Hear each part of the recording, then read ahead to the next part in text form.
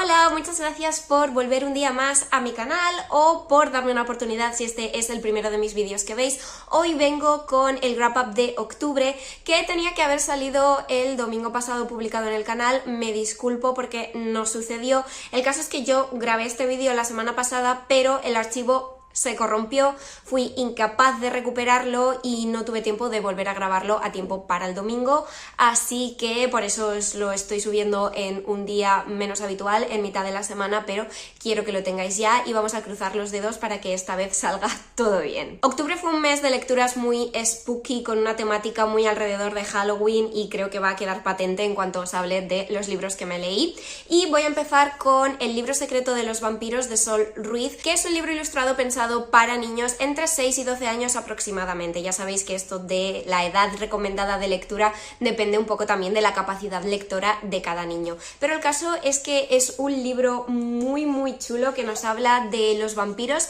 y de distintos temas relacionados. Os voy a comentar un poquito el índice. Empieza hablando de cómo convertirse en vampiro, cómo reconocer a un vampiro, cómo protegerse de uno, cómo destruirlo, tipos de vampiros, habilidades de un vampiro, cosas que no puede hacer un vampiro y sus debilidades y cómo hacerse amigo de un vampiro. El libro está todo contado desde la perspectiva de Nosferatu y de hecho aquí al principio tenemos información sobre algunos vampiros famosos. Aquí tenemos a Drácula y la siguiente me parece que es Carmila. Y después pasa a contarnos también un montón de cosas interesantes de las que os he leído en el índice. Y además, pues en tipos de vampiros nos habla sobre especies de vampiros y leyendas relacionadas con los vampiros de todas partes del mundo. Ahí teníamos Asia, también tenemos pues la India y algunos vampiros africanos. La verdad es que fue muy curioso. Yo ya conocí algunos como los Dhampir o los Strigoi, las Lamias, pero otros la verdad es que no tenía ni idea, así que ha sido bastante informativo, muy interesante, tiene un estilo de dibujo también bastante único. Y nada, que me ha parecido muy entretenido y súper recomendado para peques y no tan peques. En octubre también leí Una casa monstruosa de Meritxell Martí y Xavier Salomó, que es el tercer tomo de esta serie protagonizada por diversos como monstruos y villanos. Tenemos el fantasma, la zombie, la bruja, el pirata, el vampiro, la momia. Es ideal realmente para esta época. El año pasado ya os reseñé en el wrap up de octubre el primer y el segundo volumen y este sigue más o menos la misma estela. En este caso la premisa es que los monstruos buscan una casa donde vivir, cada uno de ellos, un hogar hecho a su medida, y sinceramente me parece gracioso e irónico que los monstruos también se vean afectados por la crisis de la vivienda y por no poder pagar los precios que cuestan las casas buenas. Las ilustraciones vuelven a ser súper coloridas y me encanta el juego de solapas. Esta, por ejemplo, es la casa de la zombie, de la muerta viviente. Además, todo tiene una dosis de humor estupenda también. Humor enfocado a los adultos, si os soy sincera. Tiene referencias en la última ilustración también que van a captar los más mayores, porque bueno, no lo vais a ver, pero por aquí hay escondido un Pikachu, un Arale, un Totoro. Hay referencias escondidillas para los adultos y ya os digo, me encanta cómo además todo está personalizado hasta el más mínimo detalle. Si nos vamos fijando en las ilustraciones de cada una de las casas, de cada uno de los monstruos, todo está increíblemente pensado. Como os digo, denota una gran imaginación, un estupendo sentido del humor y a mí me parece disfrutable a todas las edades también. Y subimos un poco de edad de lo infantil, pasamos a lo middle grade con Asesinato en el huerto de pepinos de Alan Bradley, que es el primer tomo en la serie de Cozy Mystery de los misterios de Flavia de Luce o de Luz, no sé exactamente cómo se pronuncia, pero es una saga de Cozy Mystery, como os digo, pensada para niños a partir de unos 9 años y ambientada en los años 40 o 50, no recuerdo si llega a especificar la fecha en la que sucede toda esta primera aventura de Flavia, pero bueno, más o menos es por esos años, ¿vale? Haceos a la idea de que es ambientación histórica. Y bueno, nuestra protagonista es Flavia, que vive en una oscura mansión con un padre que no hace demasiado caso de sus hijas y con dos hermanas con las que tiene muchos rifirrafes, y de hecho Flavia aprovecha su afición por la química y los venenos para planear sus venganzas contra ellas. El caso es que un día se encuentra en la puerta de su casa un pájaro muerto y al cabo de poco a un hombre casi muerto en el huerto de pepinos, y evidentemente pues Flavia se va a poner a investigar qué le ha sucedido a esta víctima. La verdad es que la prota, con su humor mordaz y su inteligencia, me ha recordado un poco a una mezcla entre Miércoles Addams y Sherlock Holmes, y claro, eso me ha cautivado. Es independiente, precoz, aficionada a los venenos, como ya os he dicho, pero también a la química y a la ciencia en general, y también es un tanto tétrica, lo cual pues son cualidades que encajan estupendamente con una detective aficionada. Es cierto que en algún momento me ha parecido que quizá había un exceso de datos sobre química o ciencia, sobre todo teniendo en cuenta que este es un libro pensado principalmente para un público infantil, pero por otro lado reconozco que yo he aprendido cosas nuevas, datos que no conocía, así que bueno, diría que el balance general es positivo. Otro fallito que también le veo es un tema de la edición, no de la historia en sí, pero faltan algunos guiones entre diálogo y narración, y precisamente porque este es un libro enfocado a un público infantil, creo que es súper importante que los signos de puntuación estén donde deben estar para que la comprensión del texto sea fácil. Que a ver, siempre todos los libros para todas las edades tienen que estar bien puntuados, pero ya me entendéis. Al margen de eso, como ya he dicho, me ha parecido una lectura súper amena, el misterio me ha mantenido muy entretenida, así como las rencillas de Flavia con sus hermanas. Por otro lado, la resolución no me ha parecido súper evidente, lo cual es de agradecer pese a que sea un libro infantil, pero de todos modos tampoco es tan complicada como para que los niños, los lectores más jóvenes, no puedan seguirla. Así que nada, en mi humilde opinión tenemos una serie de cozy mystery infantil, middle grade, muy digna de que la fichemos. Pasamos a mis lecturas juveniles, y es que en octubre también leí por fin La caricia del infierno de Jennifer L. Armentrout, que es la segunda parte de la trilogía Los elementos oscuros. Y digo por fin porque este es uno de los libros que me propuse leer sí o sí en 2024, y bueno, pues no lo he hecho hasta octubre.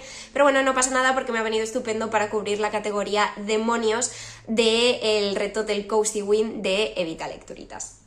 El caso es que, como os digo, esta es la segunda parte de una trilogía. En el primer libro, El beso del infierno, nos presentaban a Layla, que es nuestra protagonista, que es una joven con la capacidad de ver las almas de las personas y, por lo tanto, con la capacidad de identificar a los demonios que no tienen alma. Layla vive con los guardianes, que son unos seres así como gárgolas enviados por Dios o los poderes celestiales para proteger a la humanidad de los demonios. Además de esto, Layla está enamorada de su mejor amigo, que es uno de estos guardianes, al que nunca podrá besar, porque otras de las características de Layla es que si besa a alguien a través de ese contacto puede robarle el alma. Y entonces aparece en escena Roth, que es un demonio que, al carecer de alma, pues sí que puede tener más contacto físico con Layla. Y en medio de todo esto, evidentemente, tenemos un levantamiento demoníaco que parece estar de alguna manera relacionado con Layla y sus extraños poderes, y bueno, pues tenemos ahí una guerra también entre especies, entre el bien y el mal, etc. A ver, la verdad es que considero que yo he dejado de ser el público objetivo de estos libros porque se me quedan como demasiado juveniles, y es totalmente una cosa mía porque es lo que el libro pretende ser, un libro juvenil, y eso lo cumple, pero sí que es cierto que es un libro que se escribió hace ya unos añitos, y yo en la época que este libro salió pues ya leí muchos libros del estilo, con lo cual es una historia que se me hace predecible. Los giros no me sorprenden, los clichés los he visto desarrollados 1500 veces, especialmente el de triángulo amoroso, que además particularmente no me entusiasma, y los personajes también encajan en unos moldes muy concretos de personajes literarios que, pues eso, he leído un montón de historias con personajes muy parecidos. Ahora bien, dicho esto, creo que es un libro que cumple muy bien su función de entretener, consigue enganchar porque la acción es constante y la narración muy fluida, aunque sí que es cierto que la traducción necesita una revisión porque me ha parecido que había partes muy calcadas, muy literales del inglés, y la verdad que me costó un poquito entrar en la historia por ese motivo. Pero la prota Layla me ha seguido cayendo bien. Entiendo su dilema porque yo en el primer libro tenía un team muy claro sobre con quién quería que acabara, pero reconozco que este libro me ha hecho dudar un poquito porque los dos son bastante buena opción, parece. Y en definitiva no creo que esta trilogía vaya a ser súper memorable para mí, pero los libros me entretienen mientras los estoy leyendo, y de hecho quiero leerme el último para ver cómo acaba la cosa. Además os recomiendo estos libros si sois fans de la serie de Sobrenatural, porque me recuerda mucho todo ese tema de los demonios y los guardianes a algunos capítulos, sobre todo de las temporadas de la mitad para el final de la serie, y la verdad que me parece un buen hilo conductor. A continuación, No cantes canciones tristes por mí, de Vanessa Migliore. Es un un libro en el que me adentré con cierta reticencia porque el último libro, bueno, el único libro que yo había leído antes de la autora no me gustó, me metió en un parón lector y la verdad que estaba un poco asustada de que volviera a suceder, pero la trama de este me llamaba muchísimo, me parecía ideal para la Spooky Season, así que decidí darle una oportunidad y la verdad es que me alegro bastante porque, en mi opinión, la autora ha mejorado muchísimo. Tanto a la hora de desarrollar personajes como de desarrollar la trama y a la hora de narrar. De hecho, creo que la narración es uno de los aspectos que más destacan de esta historia porque, como libro ideal para la Spooky Season, ya os he dicho, la verdad es que consigue transmitir ese mal rollito y mantener inquieto al lector en todo momento, aumentando además progresivamente el suspense hasta llegar al final. En lo que se refiere a la trama, nos encontramos en Inglaterra en 1913, en un pueblecito llamado Eden, en el que se está llevando a cabo una excavación arqueológica para encontrar la tumba de la duquesa o la condesa... duquesa Morrigan.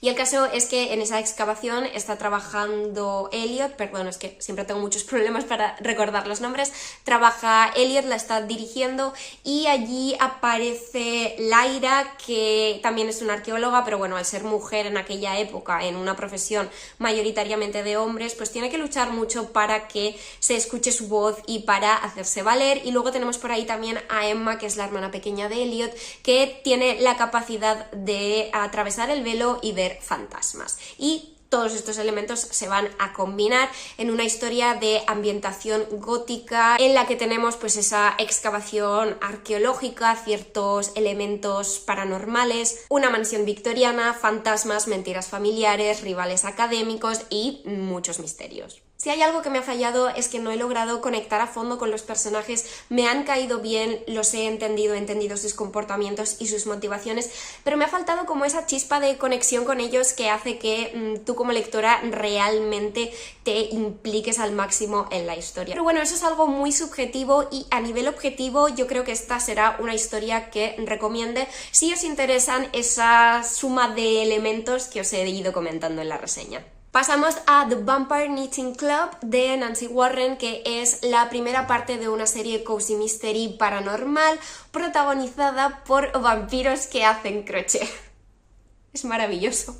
De verdad que estoy súper enamorada del concepto. Pero bueno, este primer libro nos presenta a Lucy, que va a ser nuestra protagonista, que llega a Oxford para pasar unas semanas con su abuela y desgraciadamente cuando llega descubre que su abuela ha fallecido, que le ha dejado su tienda de punto y de lanas y de crochet y ella tiene que decidir qué hacer porque es cierto que se encuentra un poco en un impasse en su vida profesional y personal, pero no sabe si quiere dirigir una tienda de esas características. A ella se le da fatal el crochet, pero además es que considera que hay ciertos detalles sospechosos en la muerte de su abuela que no ve nada claro, así que se dispone a investigar un poquito en Oxford y va conociendo a diversos personajes. Sí que es verdad que quizá esperaba enamorarme un poquito más de dichos personajes, pero de todas maneras me han caído bien, creo que crean unas dinámicas muy interesantes, ya no solo en este primer libro, sino que creo que hay muchísimas buenas posibilidades de cara a los siguientes libros de la serie, que actualmente en inglés tiene 15 volúmenes publicados. Por desgracia la serie todavía no está traducida al español, lo cual espero que se pueda remediar pronto, si no con esta, con alguna otra serie de cozy mystery paranormal, porque es cierto que estamos viendo un auge de este subgénero del misterio en España, cosa que ya sabéis me tiene súper contenta, pero creo que el siguiente paso es que nos empiecen a traer cozies un poco diferentes y creo que este tipo de cozies paranormales, tanto este del que os estoy hablando como el que os voy a comentar a continuación, pues son una muy buena opción. Volviendo a la historia, la verdad es que me ha gustado cómo se ha entremezclado el misterio con la vida personal de Lucy. A través de ella conocemos pues la tienda de su abuela y conocemos Oxford. Además considero que en esta ocasión nuestra protagonista, nuestra detective aficionada, tiene un buen motivo para implicarse en una investigación, que es algo que con los cozy mysteries a veces hay que suspender un poco la credibilidad, pero en este caso tiene un muy buen motivo. Su abuela ha fallecido y hay detalles sospechosos en su muerte, así que ella se pone a investigar. Como os digo, Lucy me ha caído bien, creo que es un personaje con el que es fácil empatizar porque, bueno, es una mujer joven que está un poco perdida y yo personalmente puedo entenderlo. Rafe,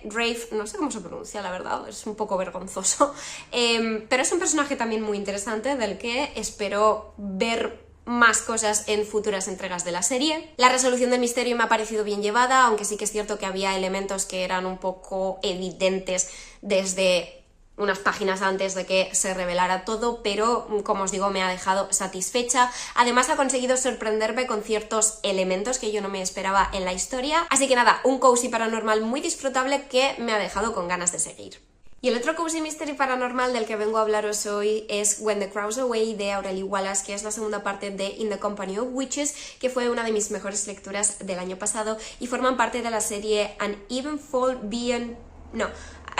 Witches B&B Mystery, que es un poco largo y complicado el tema. Al igual que el primero ha sido un cozy paranormal estupendo y me reafirmo en que esta serie se convierte en una de mis series de cozy mystery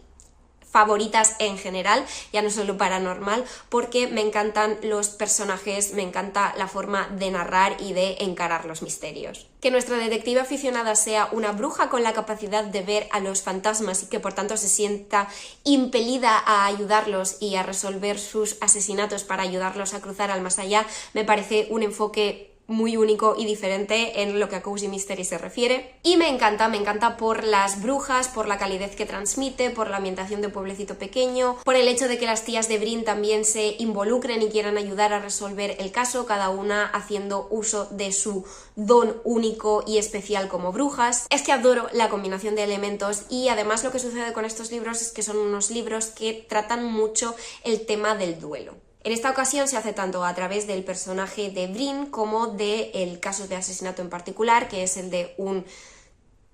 ¿Se dice chocolatero en español? Porque claro, como lo he leído en inglés y es chocolatier,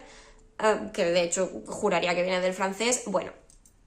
un señor que hacía chocolates y bombones y estas cosas, ya me entendéis. El caso es que tanto a través de su caso concreto de asesinato como de Brin se sigue explorando el tema del duelo, pero al ser un cozy mystery no es un enfoque desgarrador ni acongojante, sino que tiene algo de inherentemente esperanzador. Se aprende sobre el dolor del duelo, se asimila y se sigue adelante conviviendo con él. En este caso me ha vuelto a gustar y convencer el desarrollo del misterio, desde luego la revelación final ha conseguido sorprenderme y de nuevo me encanta esa mezcla de investigación detectivesca habitual con los elementos paranormales brujeriles. Es que de verdad que la combinación me tiene enamorada. Es cierto que quizá me haya gustado un pelín menos que el primero, al que le puse las 5 estrellas rotundas, pero de todas maneras me ha entusiasmado y tengo muchas ganas de seguir con estos libros porque además este acaba en un cliffhanger brutal.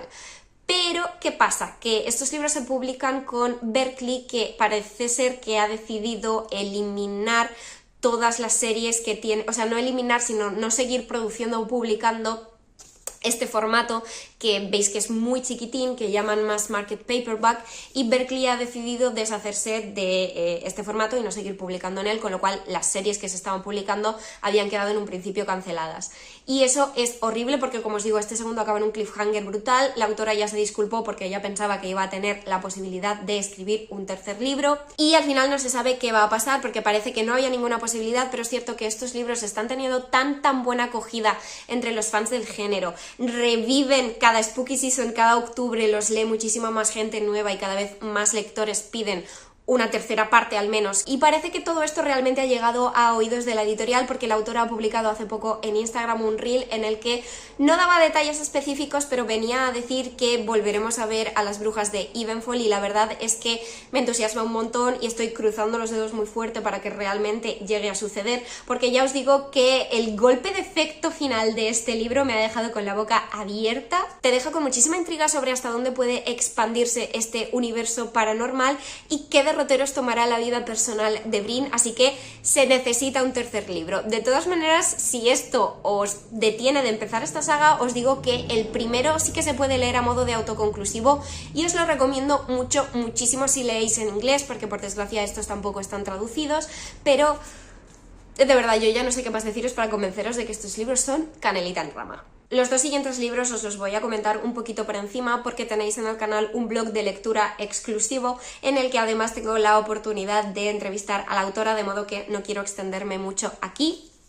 Pero os estoy hablando de estos dos libros que son las dos primeras entregas de Misterios en la librería Sherlock Holmes de Vicky Delaney. El primero es Elemental, querida lectora, y el segundo es Un cadáver en Baker Street. Esta es una serie de cozy mystery protagonizada por Gemma Doyle, que dirige la librería y emporio de Sherlock Holmes, que está al lado de la tetería de la señora Hudson, o sea, una ambientación increíble para un cozy mystery y además para quienes somos fans de Sherlock Holmes. Y bueno, evidentemente en cada uno de los libros Gemma se ve involucrada en la investigación de un asesinato y es un personaje principal muy característico porque es la versión de Sherlock Holmes que ha escrito la autora reimaginándolo como una mujer joven en el mundo moderno. Entonces es muy interesante porque tiene ese ojo para el detalle de Sherlock, esa agudez mental, también esa impaciencia cuando la gente no es capaz de seguir sus razonamientos a la velocidad adecuada, se exaspera mucho con la policía y la lentitud de la investigación y decide tomar cartas en el asunto. Y bueno, son unos cozies con todos los elementos típicos de este subgénero del misterio,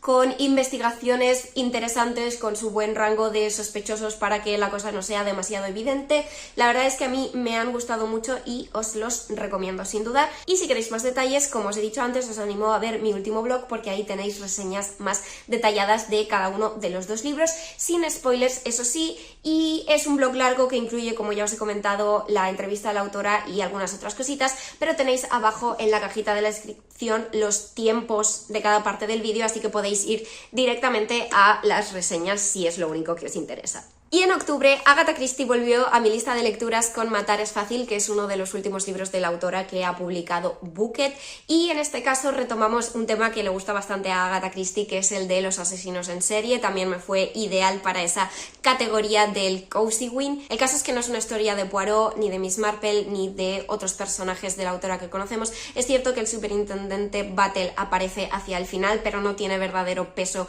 en la historia o en la investigación, sino que esta la lleva a cabo Luke Fitzwilliam, que es un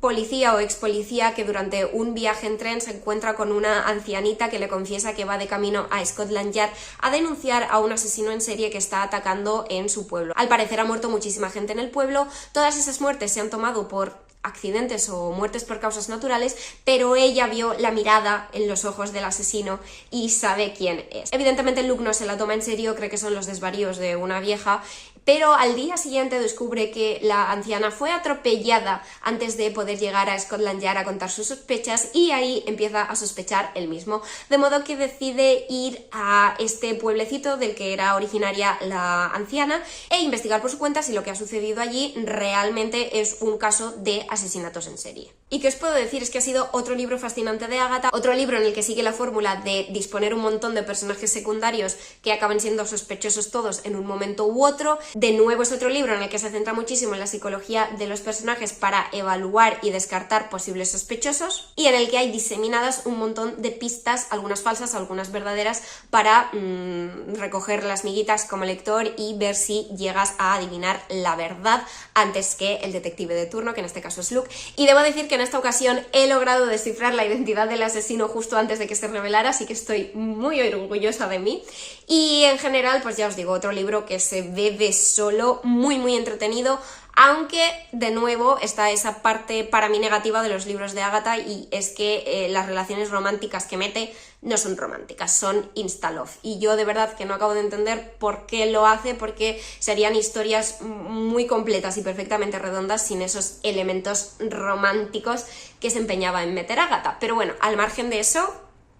muy recomendado. Y la última lectura de la que os voy a hablar es Novia, de Ali Hazelwood, y esta mujer nunca defrauda y de verdad que le doy las gracias por ello. Soy consciente de que este libro suyo en particular ha despertado bastantes críticas y puedo entenderlo, pero sinceramente creo que esa gente o no ha leído antes a la autora o tenía unas expectativas muy alejadas de la realidad. Porque sí es cierto que este es el primer libro con elementos paranormales que escribe Ali Hazelwood,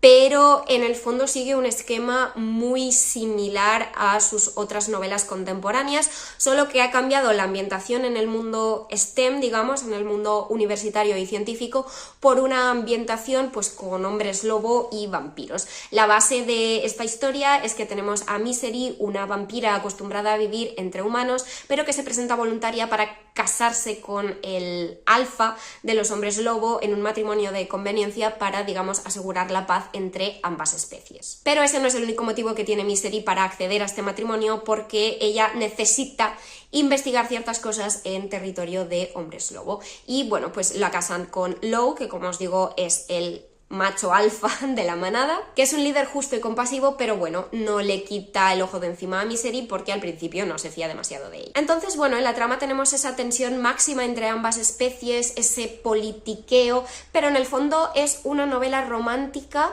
con ciertos toques de fantasía urbana paranormal. No sé si está calificado como romantasy, imagino que es bastante probable, pero la parte del fantasy de verdad que es muy tenue, ¿vale? Porque yo creo que estas cosas hay que tenerlas un poco claras para adentrarse en la historia con las expectativas correctas. Como os digo, sigue un esquema muy similar al resto de relaciones que ha escrito Ali anteriormente. Sí que es verdad que con toques típicos de fanfic y del Omega verso, que son cosas con las que yo no estaba familiarizada, algunas de ellas me han sorprendido, la verdad, pero bueno, yo ya sabía un poquito a lo que iba y dónde me metía por otras reseñas que había escuchado. Volvemos a tener a un personaje masculino como interés amoroso súper perfectísimo, aunque sí que es cierto que con pequeños defectillos típicos de hombre lobo dominante. Pero por ejemplo el personaje de Ana, que es una niña entre unos 9 y 12 años, ahora no recuerdo exactamente su edad, pues le ha añadido un toque de dulzura a la historia que a mí me ha encantado. El humor en los diálogos y en la narración de Misery, porque vuelve a ser una historia contada plenamente desde el punto de vista de nuestra protagonista femenina, pues estos dos elementos, como os digo, han casado súper bien conmigo. Y por supuesto también contiene las escenas increíblemente explícitas a las que nos tiene acostumbradas la autora. En general ha sido un libro que me ha atrapado, me ha mantenido enganchada y con una sonrisa en la cara todo el rato, así que voy a recomendarlo sin dudar. Siempre que sepáis, repito, a lo que vais. Es un romantasy muy ligerito en la parte del fantasy, pero con una relación romántica de 10. Y hasta aquí el wrap up de octubre. Me alegro mucho de haber podido grabarlo correctamente esta vez. Espero que os haya gustado. Por favor, comentadme si también habéis leído algunos de estos libros. Dejadme abajo cuál fue el libro más spooky o más adecuado para Halloween que leísteis durante el mes de octubre, o si no os apetece escribir un comentario largo pero queréis ayudarme con esa interacción extra, podéis dejarme el emoticono de un fantasma si habéis llegado hasta esta parte del vídeo. Y además ya sabéis la parafernalia habitual de dar like, activar la campanita, suscribiros al canal y compartirlo con alguien a quien creáis que le pueda gustar. Pero eso es todo por hoy, muchas gracias por estar aquí, nos vemos en el próximo.